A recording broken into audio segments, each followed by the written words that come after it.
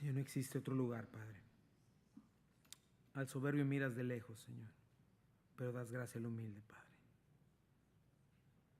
Señor, no somos nunca más altos que cuando estamos de rodillas, Señor, reconociendo nuestra plena necesidad de ti, Señor. Señor, aquí venimos como tu iglesia, Padre, rogándote, Señor, por los méritos de nuestro Señor Jesucristo, Señor, Padre eterno, yendo al trono de la gracia, para hallar gracia y misericordia para el oportuno socorro. Venimos hoy, Señor, como iglesia, Padre. Espíritu Santo, Señor, tú eres el Maestro, eres quien prometió enseñarnos todas las cosas, Señor. Recuérdanos a Cristo en este día, en tu palabra, Señor. Te necesitamos, Señor. Tu palabra es viva y eficaz, más cortante que toda espada de doble filo, dice tu palabra, Señor. Penetra hasta partir el alma, el espíritu, las coyunturas y los tuétanos, y discierne los pensamientos y las intenciones del corazón, y no existe nada que sea oculto entre ellos. Todas las cosas están desnudas de frente, Señor. Háblanos en este día. Te necesitamos, Señor. Que tu palabra, Señor, haga una diferencia en nuestras mentes y corazones y se manifieste en nuestros hogares, en nuestros matrimonios, Señor. Pero te necesitamos, Señor. Señor, tú eres eterno, eres espiritual. Nosotros estamos aquí, Señor, atrapados todavía en este cuerpo caído, Señor, aunque estás en nosotros, Padre. Pero si tú no te revelas a nosotros, si tú no revelas tu poder y tu amor a nosotros, no podremos verte por más que nos esforcemos, Señor. Y en este día, Dios, yo te pido para mí, Señor, libertad para poder hablar tu palabra, enseñarla. Y te pido para mis hermanos, Señor, corazones dispuestos para recibirla, Señor. Palabra preciosa, cielos y tierra pasarán, mas tu palabra no pasará. Dios bendito, gracias por Calvary, gracias por este lugar, gracias por tu iglesia, Señor. En el nombre de Jesús, amén. Puedes tomar tu lugar, toma tu lugar, mi hermano, y así llenos de gozo vamos a abrir nuestras Biblias y vamos a seguir adelante. Como siempre hago una declaración de fe de lo que creemos como cristianos, como la iglesia evangélica, la iglesia protestante. Creemos firmemente que la última y única autoridad del ser humano es la palabra preciosa del Señor, la única capaz de darnos herencia con los santificados, transformarnos, darnos vida. Dice la palabra de Dios, Salmo 119, 160, la suma de tus palabras es verdad. Tus rectos juicios permanecen para siempre. Y bueno, Dios la ha inspirado, mis hermanos. Por eso vamos verso a verso en cada uno de sus libros y sus cartas. Y estamos llegando al libro de Hebreos, al capítulo 5 ya, gracias a Dios. Capítulo 6. No, 5 todavía. No, sí estoy 6, perdón, todavía estoy en eso. Capítulo 6. Ya comenzamos hoy el capítulo 6. Y estamos viendo esta carta escrita a hebreos judíos convertidos a Cristo Jesús. Algunos de ellos se habían convertido, pero estaban muy perseguidos, estaban pasándola realmente mal, no estaban perseverando. Había otro grupo de judíos que en su mente sabían que Cristo era el Mesías. Todo les sonaba lógico, pero no estaban haciendo una profesión de fe, no estaban decidiendo confiar en Cristo. Ese es un tema muy grande en esta carta y hoy vamos a hablar un poco más de eso. Pero fue escrita para esto, para animarnos a dar el paso de fe, mis hermanos, a no quedarnos a la mitad, a obedecer, a no volver atrás por temor, por incredulidad o por amor a este mundo. Y sí fue escrita para judíos, pero perfectamente se aplica a nosotros, a cualquiera que quiera conocer al Dios vivo. Y nos ha hablado de una manera maravillosa de tres cosas. ¿Quién es Cristo?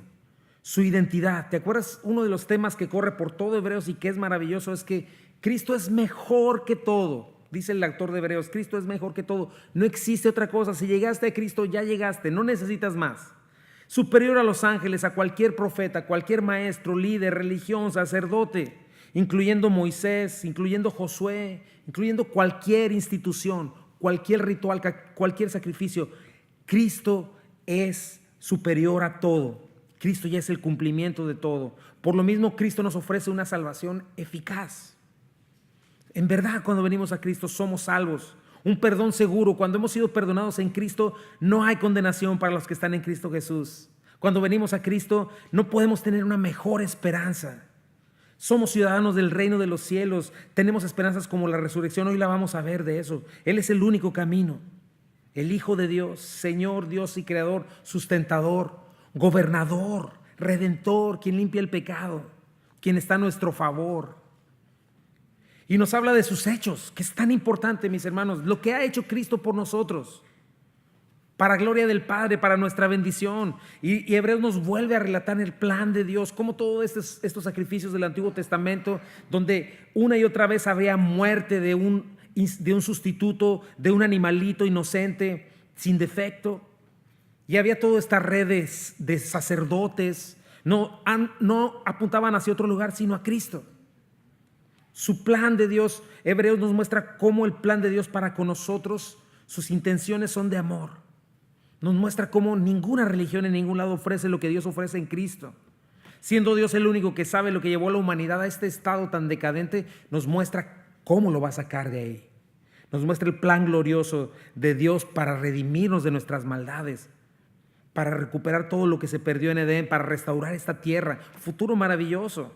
Y nos dice, ¿saben qué? El costo, nos dice en Hebreos, el costo de esto fue la vida del unigénito Hijo de Dios. Y Él se humilló, se vistió de nuestra humanidad, compartió nuestra naturaleza humana, vivió una vida perfecta como ser humano, la cual ningún ser humano pudo jamás vivir. Satisfizo por completo a la perfección, totalmente, valga la redundancia, la justicia de Dios en nuestro lugar, lo que Dios demandaba, pagó el castigo de nuestras maldades. No solo eso, resucitó con poder, venció al pecado, venció la muerte, nos apartó para Él, victoria tuvo sobre Satanás. Entonces en sí la redención nos muestra el amor inigualable, incalculable de Dios por nosotros. Y eso nos está recordando Hebreos, porque no hay otra cosa después de llegar a Cristo. Pero algo muy importante que también corre por toda esta carta, la importancia, nuestra responsabilidad de responder en fe a estas cosas, no al pastor, no a Calvary, a la palabra de Dios, a lo que Dios ha hecho por mí. El conocer todas estas realidades demanda que yo responda.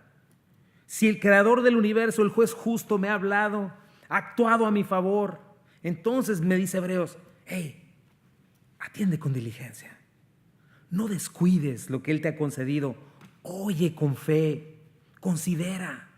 Dios ya te dio su testimonio que te acepta.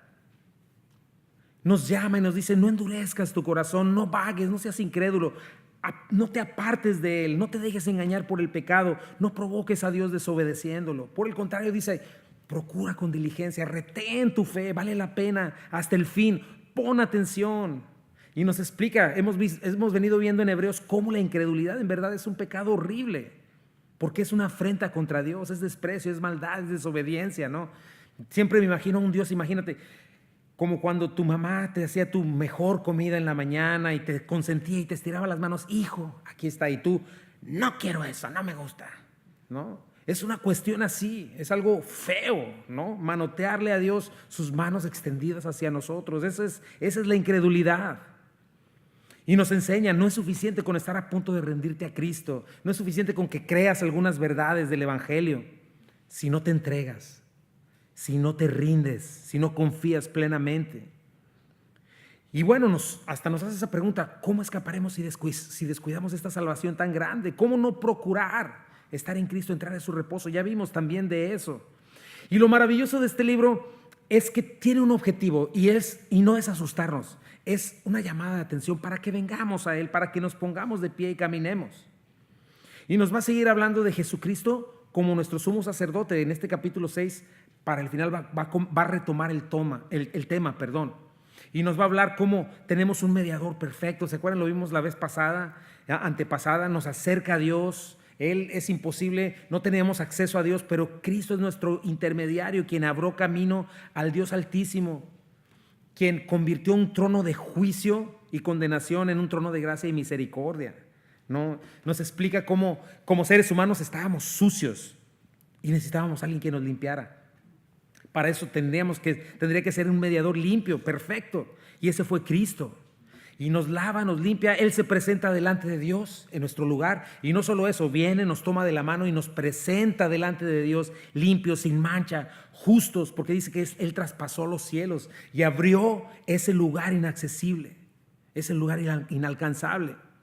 Nos lleva de la mano porque entiende nuestras debilidades, porque las vivió sin pecado, pero las vivió, experimentó como ningún otro ser humano el dolor, cualquier dolor que cualquier ser humano pudiera haber sentido, angustia, tentación, pruebas. Nos entiende, tenemos un sumo sacerdote maravilloso. Y eso es lo que hace el sacerdote, ¿no? Presentar delante de Dios a favor de nosotros ofrendas y sacrificios, siendo compasivo. Y Cristo es nuestro perfecto sumo sacerdote. No sé, todas estas cosas nos dice cosas preciosas al respecto de quién es Cristo, al respecto de lo que ha hecho por nosotros y al respecto de cómo debemos responder. Por eso este libro tiene una y otra vez exhortaciones. Y la semana pasada comenzamos con una exhortación, ¿verdad? Del Espíritu Santo.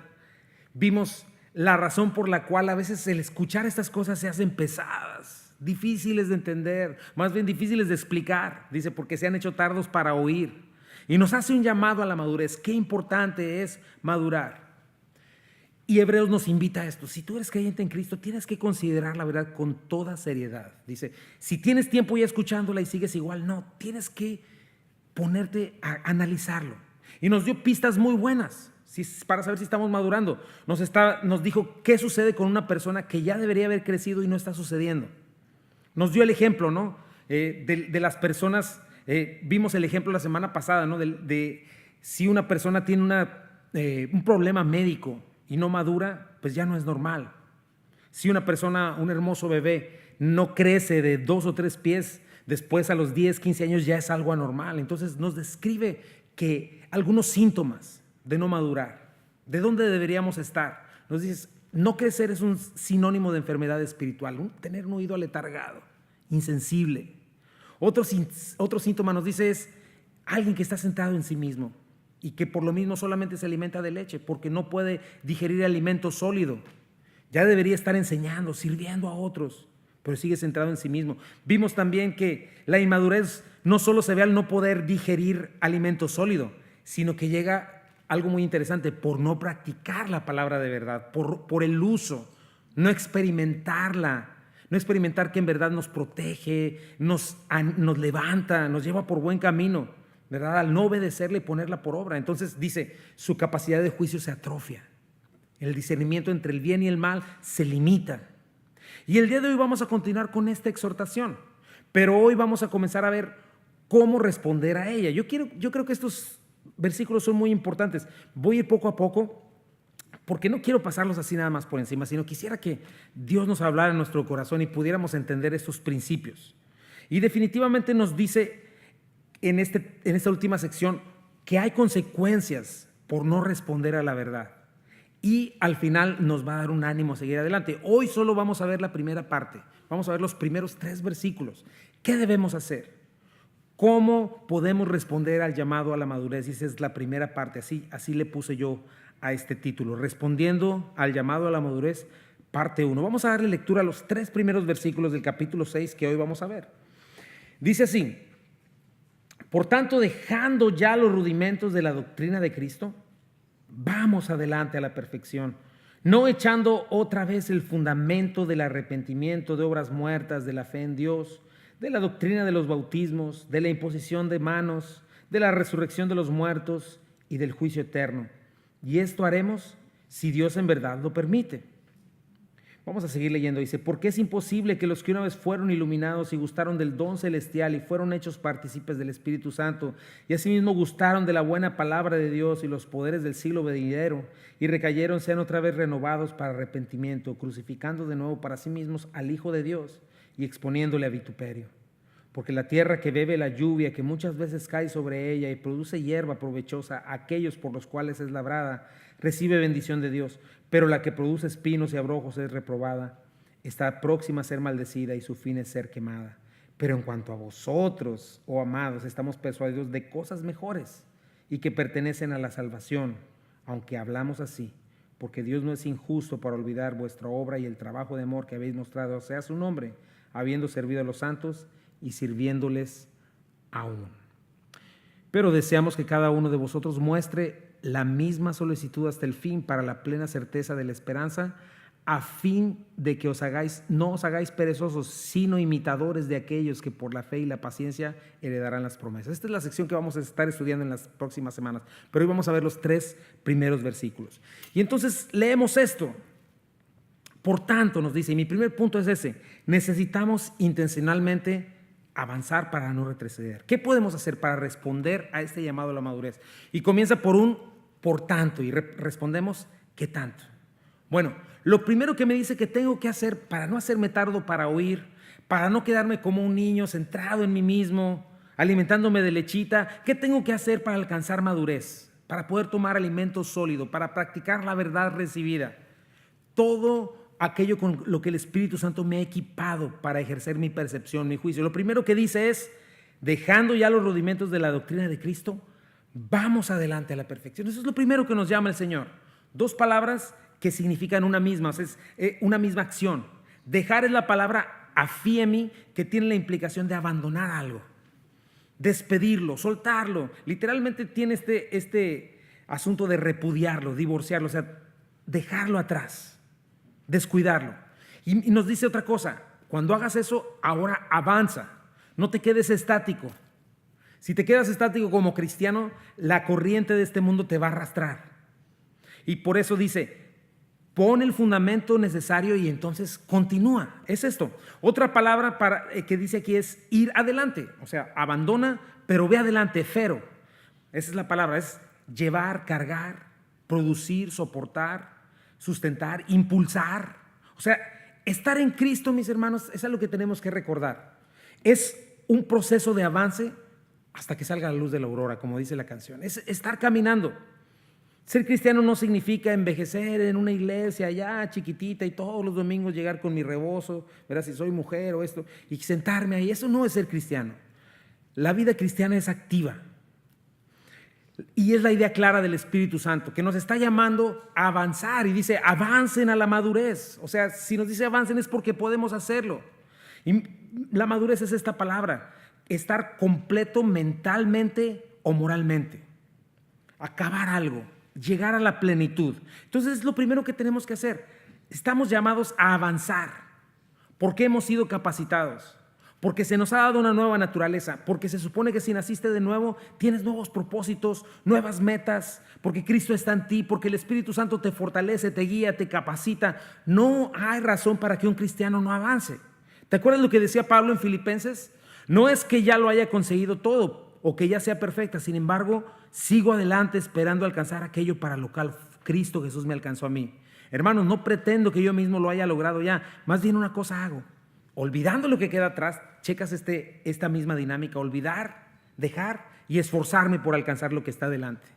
Sigo avanzando hacia la meta para ganar el premio de Dios que ofrece mediante su llamado celestial en Cristo Jesús.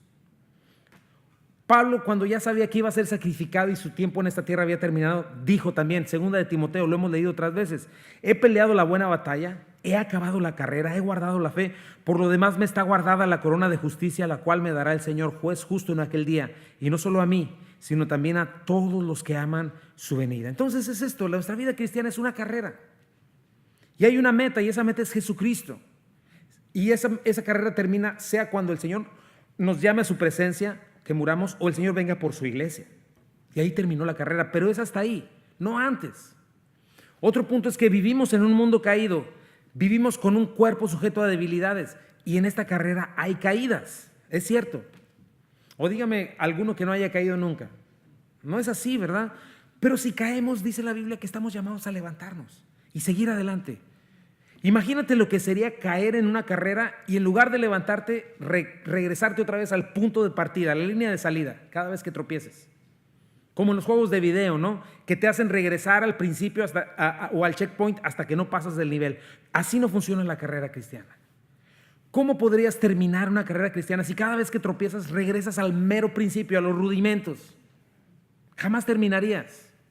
O quizá nunca has comenzado, ¿no? Porque estás distraído con las cosas de este mundo, o distraído con tus emociones, no avanzas, o estás enfocado en tus propias debilidades, tratas en tus fuerzas, porque no conoces. bien la gracia de Dios y siempre estás en la línea de salida o estás tirado en tu carril por mucho tiempo. Ahora, vamos a entender mejor este pasaje recordando a quién está dirigida esta carta, ¿verdad? ¿Te acuerdas? Dos tipos de personas. Los judíos que conociendo la verdad no se rendían a ella. No estaban confiando realmente en Cristo, o sea, eran falsos creyentes. Y a judíos creyentes inconstantes o inmaduros. Y hay algo que me llama la atención de esta parte, porque va a empezar a dar una lista de estas cosas. Y todo lo que leímos suena muy fuerte, porque hay mucha controversia en estos textos. Ahora, la controversia es de que si se lo está dirigiendo a incrédulos o a creyentes. Que si está enseñando que la salvación se pierde, o que si les está hablando a creyentes inmaduros o a farsantes. Yo creo que el hecho en sí de que sea difícil de marcar una línea ya nos está enseñando algo en sí mismo. Definitivamente no creo que esté hablando de que si la salvación se pierde o no. Para mí es claro que vida eterna es eterna. O sea, si he recibido vida eterna no se puede interrumpir. O sea, la misma palabra eterna, interrumpirla sería ilógico, ya no sería eterno, ¿no? No puede ser. Por eso yo creo que el punto no es si la salvación se pierde o no. El punto es determinar si hay o no un nuevo nacimiento. Si hay un nuevo nacimiento, entonces tiene que haber evidencia de vida en algún momento. Tiene que haber fruto.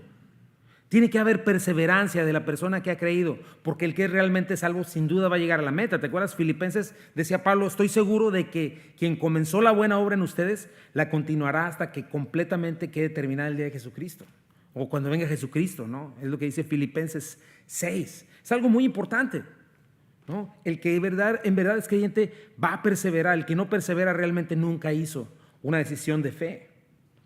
Y en nuestros días este problema se ha agravado, mis hermanos, porque hay mucha falsa doctrina, hay falsos evangelios. Hoy más que nunca la mentira está a la orden del día y la verdad ya se tiene como mentira y la mentira como verdad. Ya se exalta a los impíos, se les pone como héroes, como modelos a seguir. Y parte de esta filosofía se ha infiltrado en la iglesia. Por eso es necesario conocer y enseñar la sana doctrina y hacer estas diferencias. Porque la Biblia nos enseña eso. Tú y yo necesitamos aprender a discernir. ¿Sabías que el trigo y la cizaña se parecen? De hecho, el Señor por eso les dijo a los ángeles del cielo, no corten la cizaña porque pueden cortar trigo junto con ella. Entonces puede haber 95% de verdad y 5% de mentira. Y ese 5% es suficiente para intoxicarte. Dime una cosa, ¿cuánto veneno necesitas en un vaso lleno de agua para que sea letal o para que te intoxique? Con unas gotitas. Y así, cada cristiano puede estar en diferentes procesos, por eso es difícil ver la línea. O es trigo en proceso de crecimiento inmaduro, quizás sea cizaña, eso solo lo vamos a saber con el fruto en su vida y por seguro lo vamos a comprobar en su perseverancia hasta el final, ¿no? Si tropezó o si caminó. Porque veremos que es posible, mis hermanos, y eso es de lo que nosotros tenemos que atender. Es posible venir a la iglesia por años, es posible oír el evangelio una y otra vez. Es más, es posible hasta servir, aprender teoría, bautizarse. Y al mismo tiempo es posible nunca aceptar de verdad a Jesucristo. Y a ese tipo de personas es a quien se refiere este mensaje. Aquellos que por su inmadurez es difícil identificar como verdaderos creyentes. Y aquellos que no lo son, ¿no? Aquellos que oyeron el evangelio pero realmente nunca confiaron en Cristo como su Salvador y Señor. O aquellos judíos que por descuido no están protegiéndose en la verdad. Entonces, el autor va a comenzar a hablar acerca de algunos rudimentos para que podamos entender estos elementos que aplican a este judío que no quería desprenderse de su religión, que quería seguir amarrado al antiguo pacto, que prefería seguir confiando en él, que no quería creer que Cristo era la culminación, la perfección, y por lo mismo no venían a la madurez, a la plenitud. Y lo mismo aplica para nosotros como creyentes, ¿no? Porque nosotros podemos pensar también que hay gente que pueda seguir amarrada a sus propias convicciones, amarrada a su particular manera de ver la vida. Hay gente amarrada a su propia religión, a su propia filosofía, a su propia muy particular manera de ver la vida, por no darle, por su amor por este mundo y por no confiar en Cristo plenamente. Y nos va a hablar de esto, cómo es necesario hacer una decisión firme y total y no estar mostrando una fe aparente y por lo mismo no venir a la madurez. Y entonces nos va a hablar de estos rudimentos de la doctrina de Cristo. Obviamente no habla de abandonar los elementos de la salvación y todo esto, no, esos nunca se abandonan, pero aquí está hablando específicamente de rudimentos del Antiguo Testamento, cosas que ellos deberían dejar para abrazar a Cristo, pero que bien se pueden aplicar a nosotros y que nosotros podemos llegar a la madurez por ellos. Y nos dice eso, vamos adelante a la perfección, vamos adelante a la plenitud, a lo que es completo, a la madurez. Y nos empieza a decir el versículo 1, ¿cómo vamos a hacerlo? No echando otra vez el fundamento. Eso es algo importante para nosotros, mis hermanos. Una vez que vinimos a Cristo, una vez que creíste en Él, una vez que sufriste un nuevo nacimiento, ya está. No tienes que estar naciendo a cada rato. No tienes que estar regresando al mismo punto. O sea, desde esa base lo que te está diciendo es que tienes que avanzar hacia adelante y desde ahí tienes que encargarte de edificar tu vida sobre ese fundamento. Como lo dije la semana pasada, no vives en el fundamento de una casa. No vives en la plancha de cemento de una casa, no. Necesitas una casa completa. Sí necesitas un cimiento fuerte para edificar un buen edificio, pero el cimiento en sí mismo no es suficiente para vivir. Hay que avanzar. Una vez que el cimiento queda establecido en su lugar, queda cubierto por el resto de la casa que se le pone encima. Ya nadie se está pensando en el cimiento, ¿verdad? O nadie está, ya no se ve, ya no es visible el cimiento, porque seguimos edificando. Y lo mismo se dice en nuestra carrera. Y lo primero que nos dice es eso, cuidado cuando ves esto en tu vida. No tienes que estar poniendo una y otra vez el mismo cimiento, por vivir tropezando y tropezando. Como si volvieras a comenzar el edificio una y otra vez. Sino más bien ya quedó establecido y sobre él edifica tu vida, sobre estas verdades. ¿De qué manera? ¿Cómo? Pues haz tu convicción para la vida la verdad. Permítele ser el filtro por medio del cual ves el mundo. Abandona más y más la vieja manera de pensar, viciada, que teníamos sin Cristo. Renueva tu entendimiento cada día con la Escritura, yendo hacia adelante. De eso está hablando. Porque una vez estableciendo el cimiento, ya no lo volvemos a ver, como te dije, lo recordamos, ¿no? Vemos que nuestra casa está firme y decimos, tiene un buen fundamento y estamos fortalecidos en él, pero no lo volvemos a echar. Como si lo pusiéramos, luego lo quitamos, lo ponemos, lo quitamos. O sea, siempre comenzando y nunca avanzando. No es así. Tienes que recordar que tu tiempo en este mundo es limitado y tienes una meta a dónde llegar. Y es un muy mal síntoma. Yendo de iglesia en iglesia, no, pues ahora el pastor no me gustó, ahora la gente no me gustó, ahora la congregación no me gustó, esto, etcétera. Y ahora nos va a mencionar 6 fundamentos del antiguo pacto en los cuales ellos querían permanecer, en los que inmediatamente y sin titubear debían haber abandonado cuando vieron la realidad en Cristo y hacer una separación total. Yo creo que el Señor nos va a hablar hoy de eso. Y dice que ellos querían quedarse en medio, pensando que era un terreno más seguro estar en medio. No, pues yo ni de aquí ni de allá, por cualquier cosa le brinco para allá o para acá. No, esa no es la manera.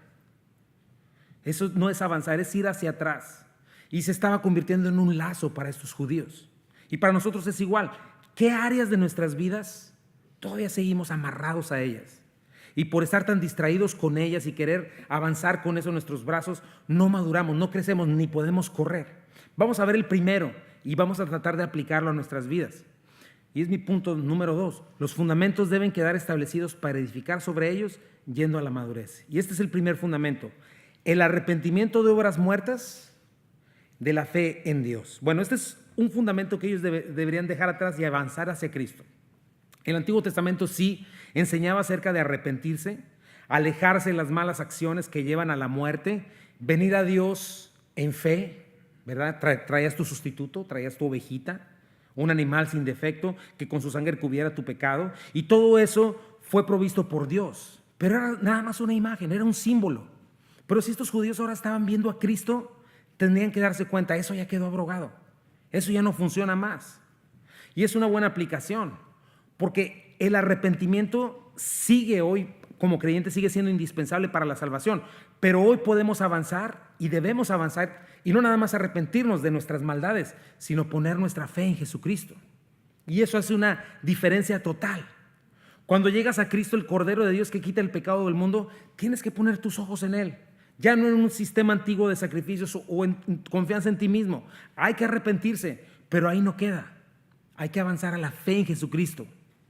Porque yo puedo arrepentirme todo lo que quiera y pretender acercarme a Dios, pero si no considero a Cristo como mi mediador, mi esfuerzo es inútil. Por más sincero que esté en mi arrepentimiento. Dice la palabra en Números 14:18, Jehová tardo para la ira y grande en misericordia, que perdona la iniquidad y la rebelión, aunque de ningún modo tendrá por inocente al culpable. O sea, jamás voy a poder alcanzar a Dios en mis fuerzas o en mis méritos, a menos que venga a Él por medio de Cristo, el único camino que Dios ha proporcionado para la salvación. Por ejemplo, hoy en día, sabes que ahora que estamos en esto del evangelismo, muchos incrédulos tienen la convicción de que cuando lleguen al cielo se van a arrepentir de sus pecados y eso va a ser suficiente para que Dios los perdone, porque es un buen Dios. Pero como lo hemos estado aprendiendo en el evangelismo, si un juez terrenal juzga a un criminal y el criminal le dice, sí robé el banco o sí maté a tal persona, pero me arrepiento, estoy sinceramente arrepentido de lo que hice, juez, déjeme ir. El juez no lo va a dejar ir, ¿verdad? No sería un buen juez. Un buen juez se encargaría de que hubiera justicia. Cuanto más un Dios que es justo y bueno y perfecto. Entonces, es lo primero que nos pone, el arrepentimiento es indispensable. Un cambio de mente que genere un cambio de actitud, una vuelta de 180 grados, pero ahora hacia donde me dirijo es dándole la espalda al pecado. Mi arrepentimiento va a ser eficaz solamente cuando la dirección contraria sea correr a Jesucristo. O sea que hay un único arrepentimiento para vida y ellos no lo querían tomar. Y tiene todo que ver con creer, con confiar en Jesucristo. La única fe que Dios acepta es la fe en el Hijo de Dios. No en ningún sacrificio del Antiguo Testamento, no en ningún rito pagano, no en obras. La Biblia es clara, no hay camino al Padre sino por el Hijo. Sí, el Antiguo Testamento enseñó el arrepentimiento de obras muertas para la fe en Dios, pero hoy el Nuevo Testamento nos enseña que la fe en el Señor Jesucristo es la fe completa que necesitamos, arrepentirnos, pero confiar en Cristo. Piensa en eso. En tu caso no sé en qué estés confiando para la salvación, pero espero que no sea en tu propio desempeño, en tu propia capacidad. Espero que no sea que estés pensando, pues es que sí, no soy tan malo. O en tu labia, no, pues es que cuando esté delante de Dios yo me lo bailo, ¿no? O que estés tratando de compensar lo bueno con lo malo, ¿no? O sea, la realidad es que no importa cuán convencido estés de haberte arrepentido. Si tú no has puesto tu confianza en Cristo, no eres salvo todavía. Necesitas confiar en Cristo. ¿Qué es confiar en Él? Otra vez, estoy muy metido en este rollo del evangelismo, pero sirve que nos edifica todavía más, ¿no? Me gusta la ilustración del paracaídas, ¿no? ¿Sí te acuerdas?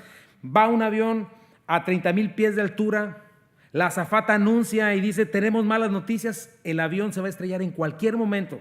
Pero hay otra buena noticia, hay un paracaídas en cada asiento.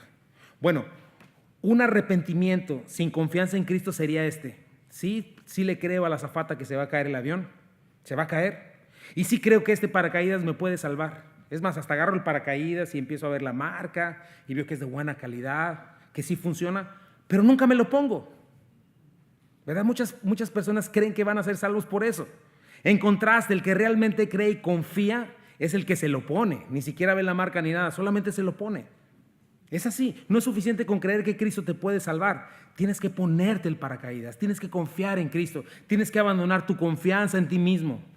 No es suficiente un arrepentimiento intelectual que no se entrega en certeza plena de salvación a Cristo, que resulta en un cambio de conducta para bien. Y el punto es que no me tengo que estar quitando y poniendo el paracaídas, esa no es una buena señal. Si ya me lo puse, ya estoy salvo, ya confié en Cristo. Andar en un supuesto va y ven con Cristo, ¿verdad? ¿Has oído de esa gente? No, pues voy el domingo, ¿no? Y cada domingo tiene que ir a pedir salvación. Más bien habla de que quizá esta persona no ha decidido confiar realmente en Cristo y crees que puede estar a la mitad, con un pie en el mundo y uno en la iglesia. No es posible, eso es peligroso, lo vamos a ver. Las obras en nuestras vidas son las que dan testimonio de lo que realmente hemos creído. Si no, seríamos transformados. Pero si ya has creído, entonces ya tienes el fundamento, el primer fundamento. Ponte el paracaídas y de ahí edifica. No tienes que estártelo quitando y poniendo, no tienes que estar dudando. Así estos judíos, ¿no? Creían en Dios, pero no eran salvos. Podían ser muy sinceros y arrepentirse de sus obras muertas, creer en Dios. Pero si no confiaban en Cristo, su arrepentimiento no les ayudaba en nada, porque seguían confiando en su obra, en los ritos. ¿Te acuerdas lo que dice Hechos 4, 11, 12? Este Jesús es la piedra reprobada por vosotros los edificadores, la cual ha venido a ser cabeza del ángulo. Y en ningún otro hay salvación, porque no hay otro nombre bajo el cielo dado a los hombres en que podamos ser salvos. Primera de Timoteo 5, hay un solo Dios, un solo mediador entre Dios y los hombres, Jesucristo hombre, el cual se dio a sí mismo en rescate por todos, de lo cual se dio testimonio en su debido tiempo. Juan 14:6, Jesús le dijo, yo soy el camino y la verdad y la vida, y nadie viene al Padre sino por mí. Ese es el primer fundamento. Si ya lo tienes, no tienes que estarlo pone y pone cada domingo, ya lo tienes, punto. Número 2, segundo fundamento, y avanzar, la doctrina de bautismos. Este era otro fundamento que estos judíos debían avanzar dejando atrás. Ahora, bautismo no se refiere a nuestro bautismo de cristianos, no, se refiere a lavamientos ceremoniales que tenían, que los judíos practicaban. De hecho, se dice que en aquellos tiempos los judíos tenían en la entrada de su casa un lavadero para que los familiares y visitantes en cada purificación ceremonial tuvieran agua disponible. Pero esto era, otra vez, eran solo símbolos temporales. Apuntaban a una limpieza definitiva en un futuro. Ezequiel lo prometió, checa lo que dice aquí. Esparciré sobre vosotros agua limpia y seréis limpiados de todas vuestras inmundicias y de todos vuestros ídolos os limpiaré. ¿Checas eso? Entonces piensa en eso. ¿Cómo en un rito yo voy a decir, no voy a hacer el rito de lavarme las manos, de lavarme la cabeza o de hacer mis lavamientos y pensar que ya quede limpio cuando por dentro sabían que no estaban limpios?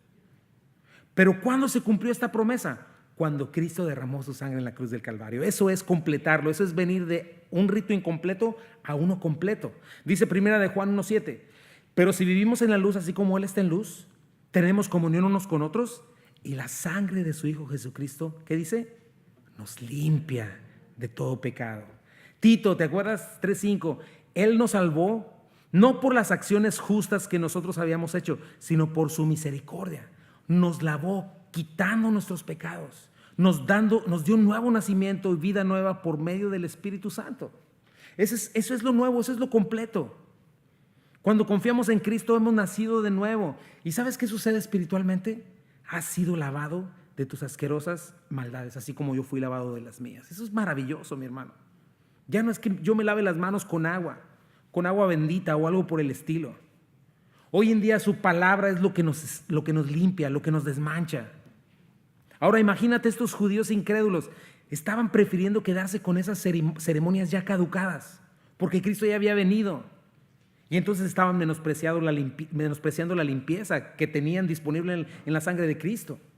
Piensa tú también, ¿qué estás utilizando para ser limpio?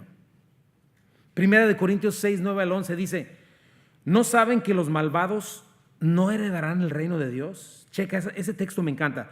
No se dejen engañar, ni los fornicarios, ni los idólatras, ni los adúlteros, ni los sodomitas, ni los pervertidos sexuales, ni los ladrones, ni los avaros, ni los borrachos, ni los calumniadores, ni los estafadores heredarán el reino de Dios. Pero checa lo que me dice, esto eran algunos de ustedes. ¿Pero qué dice? Ya han sido lavados, ya han sido santificados, apartados para Dios, ya han sido justificados en el nombre del Señor Jesucristo por el Espíritu de nuestro Dios. Es hermoso eso. Esto ya sucedió si has creído en Cristo. Ya no tienes necesidad de otra cosa, de un rito, de prender un incienso, de esto y las buenas vibras y el olor y quién sabe qué tantas cosas. No necesitas nada de eso. ¿Qué hay de nosotros, mis hermanos? ¿En qué estamos confiando para ser limpios? ¿En qué estamos confiando no solamente para ser limpios, sino para permanecer limpios? Porque acuérdate de eso, no podemos ser vasos sucios. Un rito no nos va a ayudar en nada. Si somos vasos sucios, vamos a ser vasos de deshonra. Pero ese no es un camino a la madurez. Ciertamente no nos podemos lavar a nosotros mismos. No podemos automejorarnos ni tantito. Tiene que ser Él y su palabra. Tenemos la palabra para ser lavados. Dice la Biblia que si confesamos nuestros pecados, Él es fiel y justo para perdonarnos y limpiarnos de toda maldad. Pero tienes que checar eso, porque estar poniendo el mismo fundamento no es una buena señal. ¿No? Acuérdate de eso. El incrédulo se avienta con gusto y sin ninguna vergüenza al pecado, al lodo, al chiquero. Un falso convertido diría, pues estamos en la gracia. Al cabo Dios perdona, ¿no? O se justifica. Pues yo sabes que soy muy débil, Diosito, y pues ya me conoces y ¡ay, te voy! Cuidado con eso, mis hermanos. Porque un creyente genuino puede caer. Pero checa la diferencia. Cae, no se avienta al pecado. Cae no por gusto, sino por descuido, por no ponerse la armadura cada día, por dejarse llevar, por no perseverar en sus disciplinas espirituales y de pronto se halla donde no quiere estar. Y cuando está ahí es el hombre más desdichado, con falta de paz que puede existir.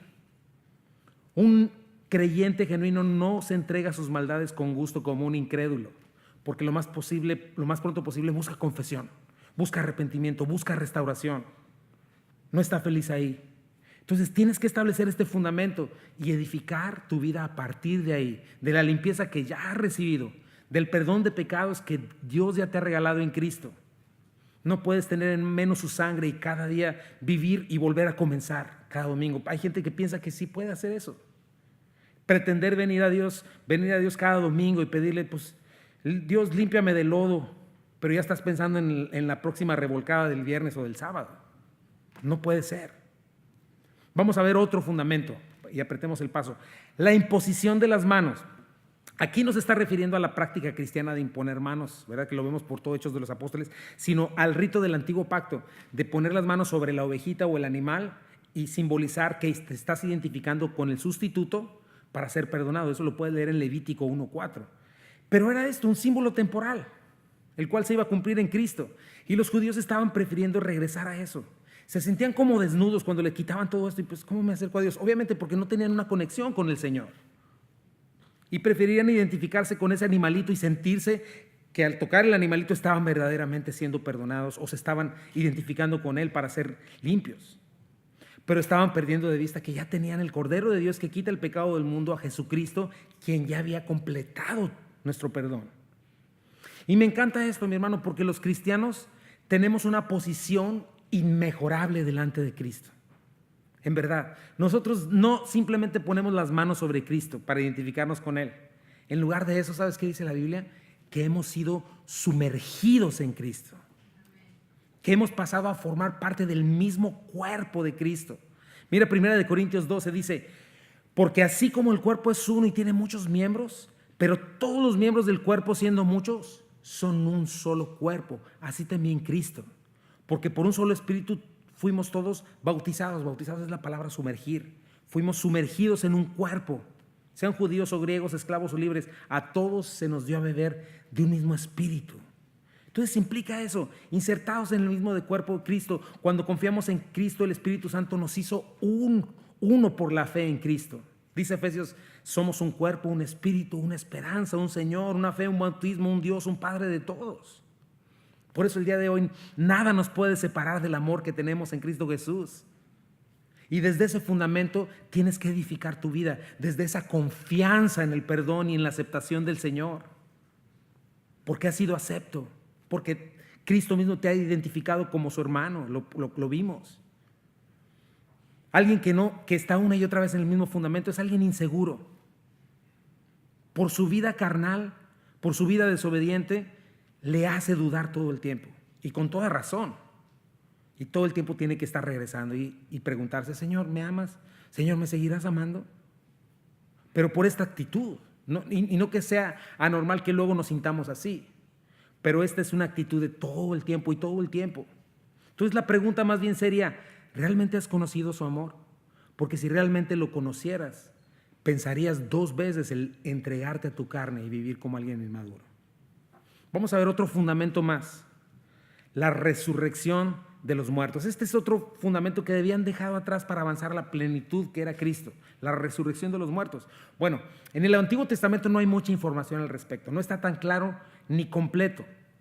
Sí enseña el Antiguo Testamento que hay vida después de la muerte, sí enseña que va a haber recompensa o que va a haber castigo, pero es poco lo que puedes encontrar al respecto. Por ejemplo, Daniel 12:2-3 dice, y muchos de los que duermen en el polvo de la tierra serán despertados, unos para vida eterna y otros para vergüenza y confusión perpetua.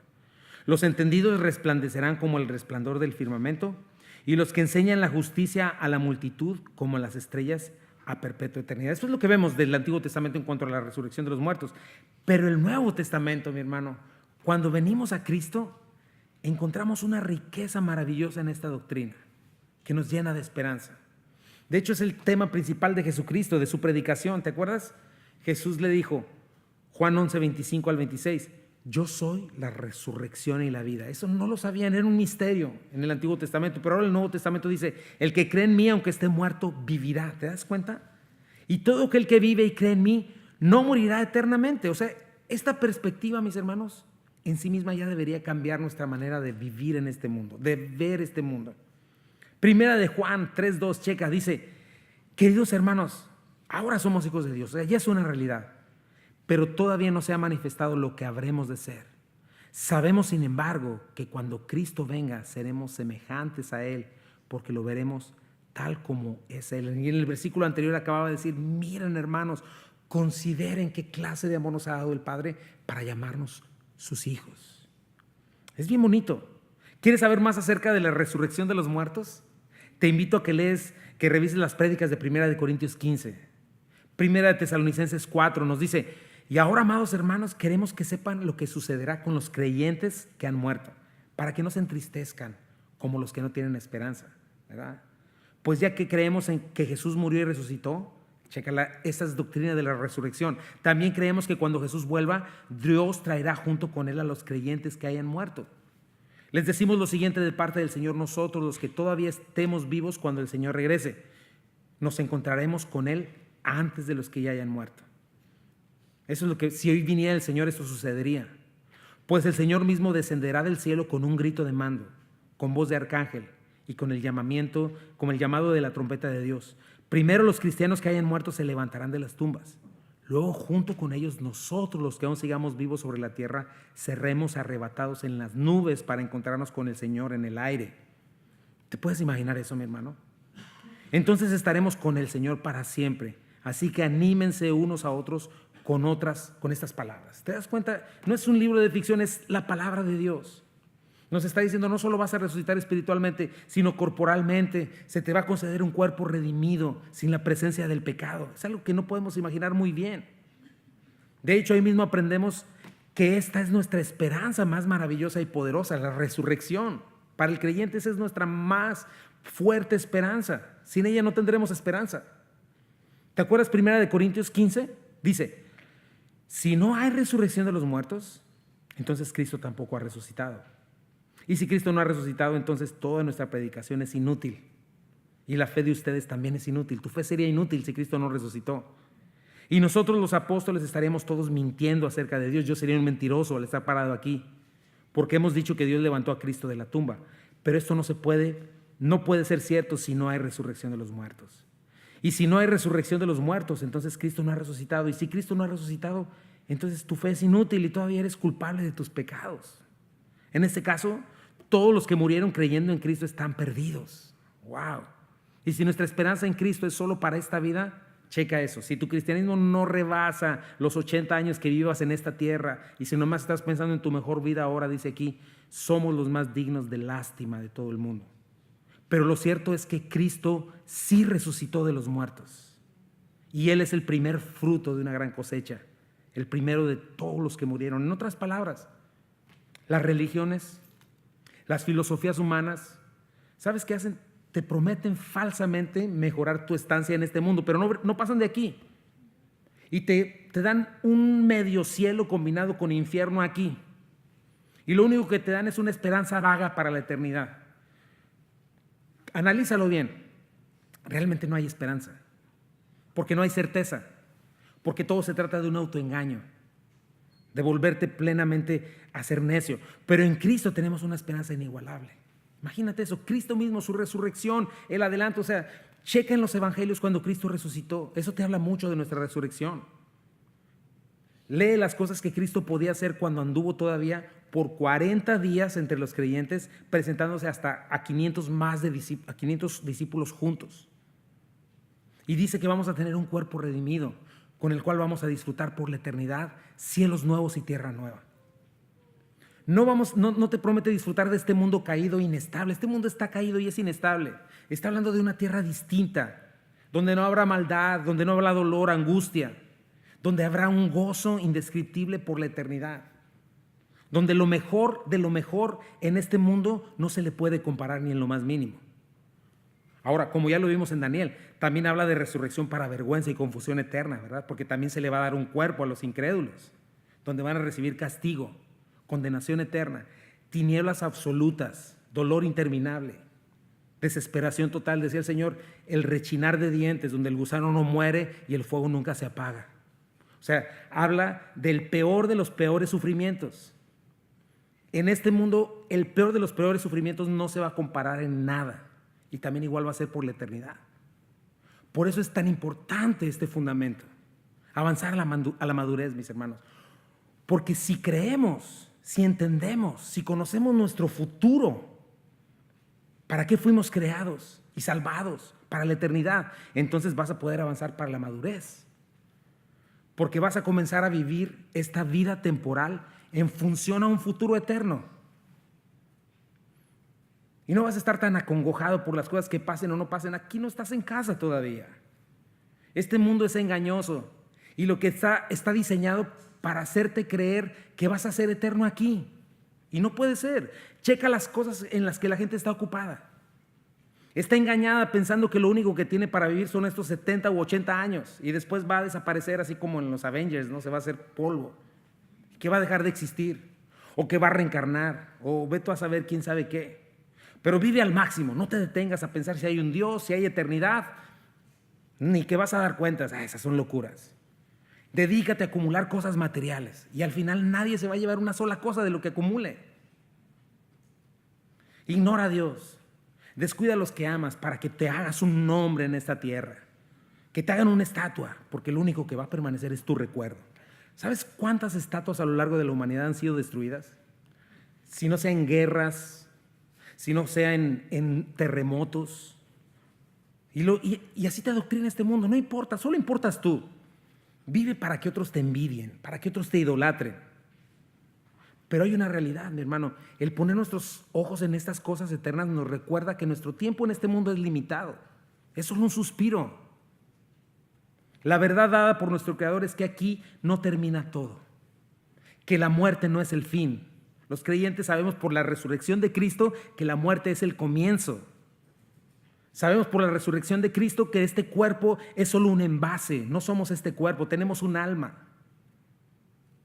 En fin, vivir engañados por la filosofía mundana de este mundo no te va a permitir crecer jamás. No estás estableciendo un buen fundamento y no estás avanzando a la madurez. Un entendimiento pobre de tu futuro eterno, el cual es ciertísimo, solo te va a llevar a vivir siempre arrastrado por un mundo que quiere que tome su forma.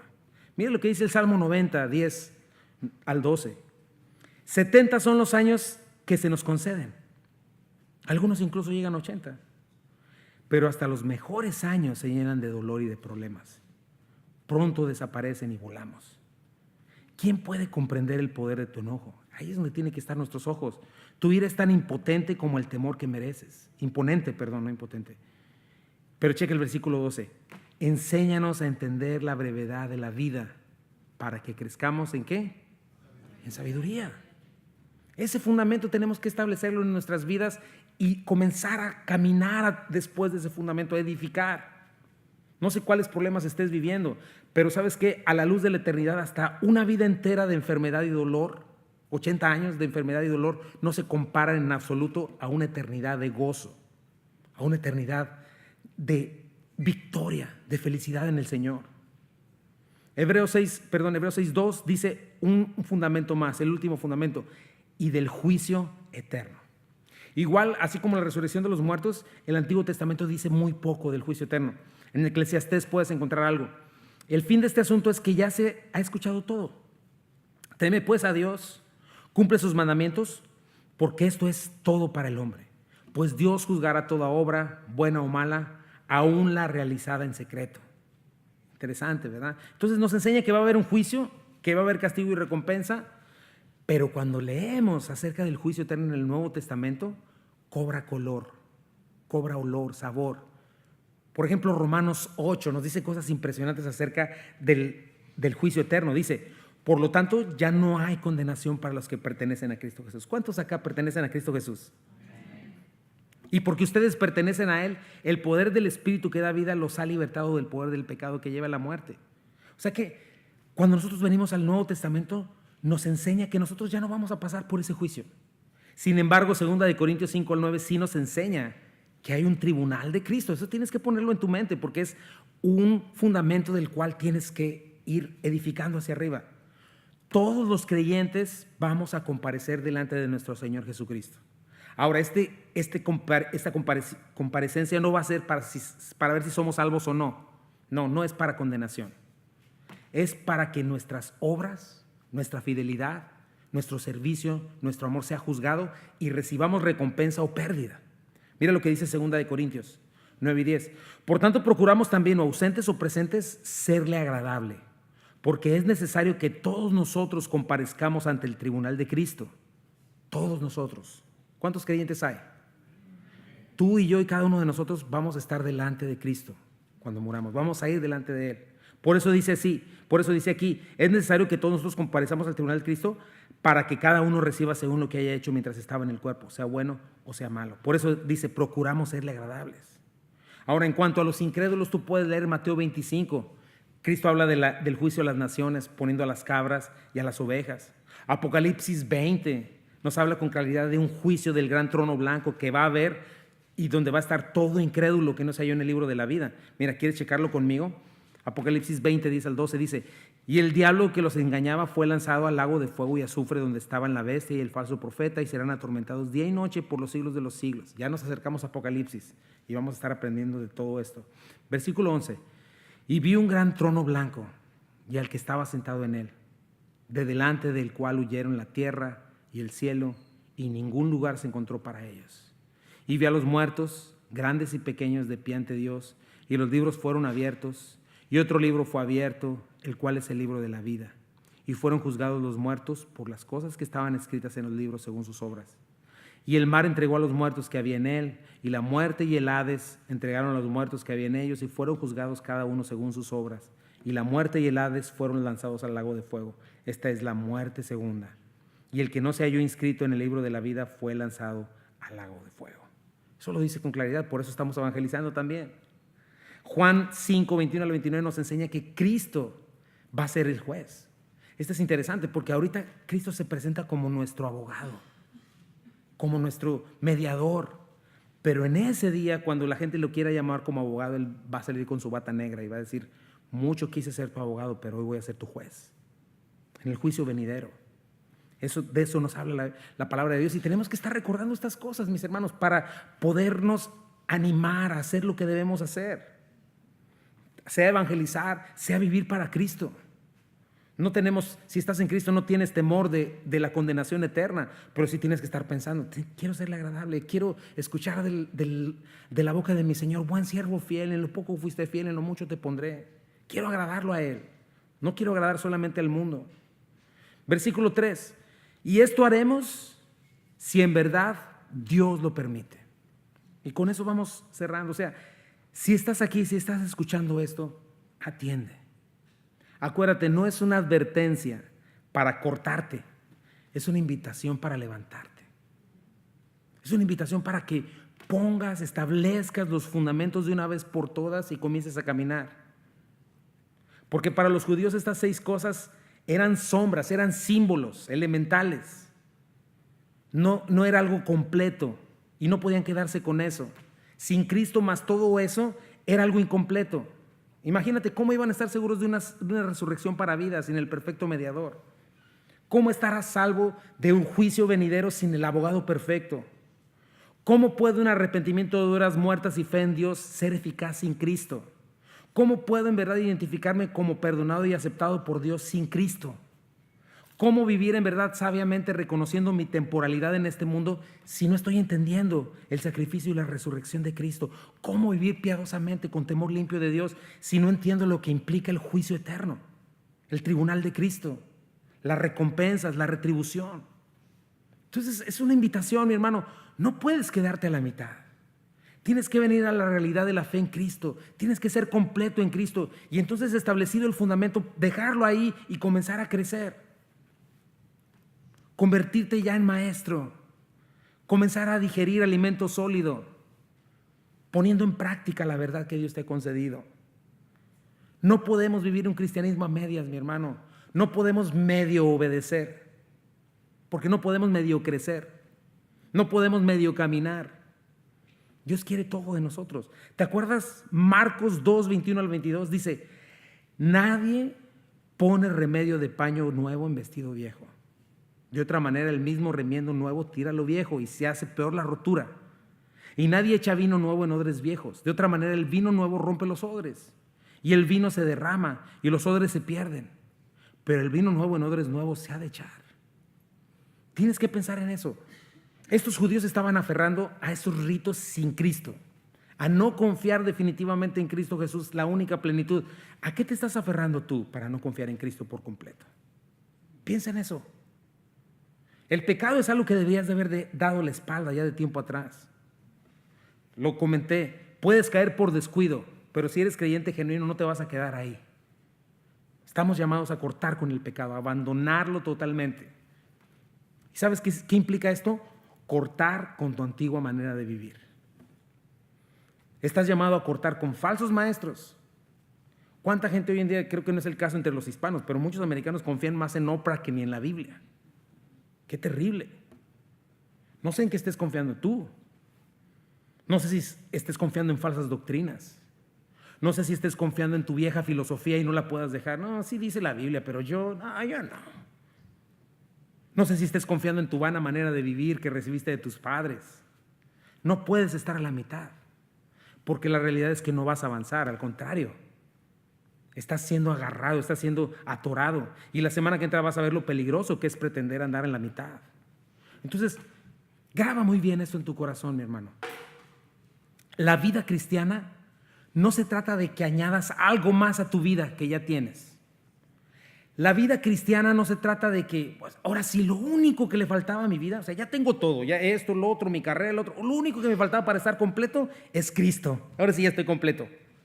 No, la vida cristiana no se trata de eso. La vida cristiana habla de algo nuevo, algo distinto. El cristianismo no es un upgrade para ti. El cristianismo es abandonar lo viejo y comenzar con algo completamente nuevo. Implica soltar completamente tu vida, morir a ti mismo, crucificarte junto con Cristo. Toda la vida te has estado aferrando a ti mismo, a tus pensamientos. Es abandonar todo eso, dejarlo de lado para luego llegar a algo completamente nuevo, la vida eterna en Cristo Jesús. Eso es el cristianismo. Abandonar por completo lo que tenía en mi vieja vida por algo más y mejor. Pero las dos cosas no pueden estar juntas. No pueden. Dice la Biblia, o ganas el mundo y pierdes tu alma, o pierdes el mundo y ganas tu alma. El Señor nos dijo eso. Tienes que ponerte a pensar en eso. ¿Qué cosas tienes que abandonar para no estar en la misma punto de salida de la carrera? Para no seguir caminando alrededor de esa plancha de cemento y no caminar y no salir de ahí y nunca edificar nada en tu vida. ¿Qué tienes que abandonar para confiar única y exclusivamente en Jesucristo? ¿Qué tienes que hacer para establecer estas verdades en tu vida y nada más? Para decirle no a tu corazón perverso y engañoso e ir hacia la verdad, e ir adelante. Bueno, lo primero que tienes que hacer es hacer Cristo el Señor de tu vida. Pero yo pienso que esta es la segunda ya exhortación que nos hace. Y la semana que entra vamos a ver una exhortación más, 2 exhortaciones más y un ánimo. Vamos a orar. Y Señor Jesucristo, te damos gracias, Padre, por tu palabra, Señor. Gracias, Señor, porque, Señor, son cosas que no podemos tomar a la ligera. Son cosas que necesitamos realmente considerar. Dios mío, yo te pido que podamos entender, Señor, sobre qué estamos fundamentando nuestras vidas, Señor. Si todavía seguimos, Señor, teniendo como fundamento las cosas falsas que este mundo nos da, Señor. O si en verdad, Señor, estamos yendo a la madurez. Padre mío, lo comenzamos a ver la semana pasada.